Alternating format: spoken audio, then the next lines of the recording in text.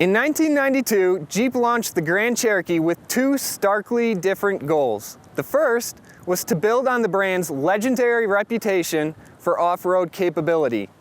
The second was to pamper passengers with premium comfort and features.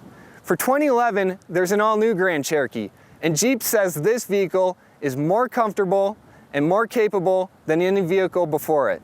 To test that claim, we took this Grand Cherokee to some of the most challenging off-road trails in Moab, Utah.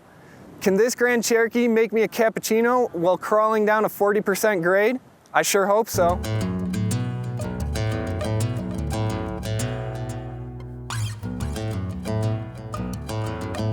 We've got 40 miles of pavement between us and the trails, so we'll get to know the Grand Cherokee's on-road manners first. Development of this vehicle began in 2006 when Chrysler was still tied up with Mercedes-Benz. For that reason, the new Grand Cherokee has a lot in common with the Mercedes-Benz ML. The two vehicles share braking and steering components along with basic suspension characteristics and key chassis dimensions. The steering is particularly Mercedes-like in its feel and action. The power assist remains even and relatively light regardless of speed or angle, but it's also devoid of feedback. Happily, the Grand Cherokee has great on-center response, confidently reacting to slight steering changes. This is also the launch vehicle for Chrysler's new Pentastar V6 engine. The aluminum block 3.6-liter boasts a substantial power increase and a modest fuel economy benefit. However, accelerating all 4,850 pounds of our tester meant using all 290 horsepower and all 260 pound-feet of torque. Inside, the Grand Cherokee surprised us with an unexpected quietness. It's a great environment, then, to show off the vastly improved interior of the Grand Cherokee.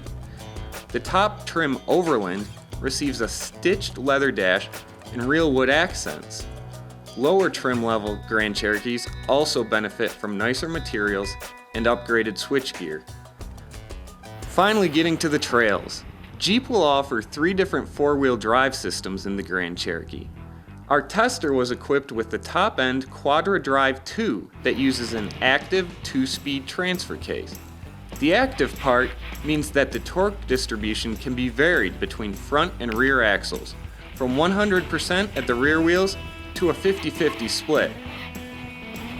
With the optional Quadralift air suspension, the ride height can be adjusted to one of 5 levels.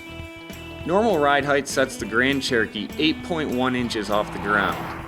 2 off-road settings can raise the ground clearance to a maximum of 10.7 inches. Park mode lowers the vehicle for easier entry, while Aero mode automatically activates at speeds over 60 miles per hour to improve fuel efficiency. A rotary dial on the console controls the new Select Terrain system.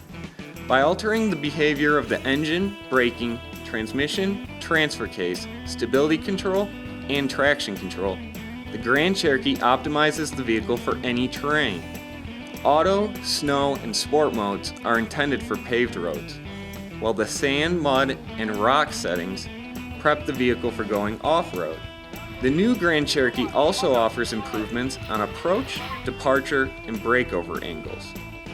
Off-roaders will also appreciate the hill descent control and a lower front fascia that can be removed in minutes without any tools.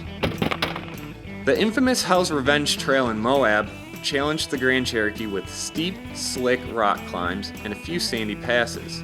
Whatever we asked of it, the Grand Cherokee answered with unwavering authority. It may not have the presence of a lifted CJ Wrangler with 35-inch tires, but that didn't stop us from conquering the same towering rock faces. And while it may not be able to serve up a cappuccino, the Grand Cherokee does offer unapologetic luxury that changes the experience of off-roading.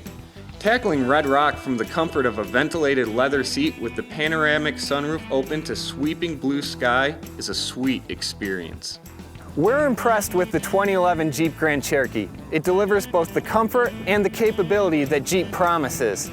For more on the 2011 Jeep Grand Cherokee, visit automobilemag.com.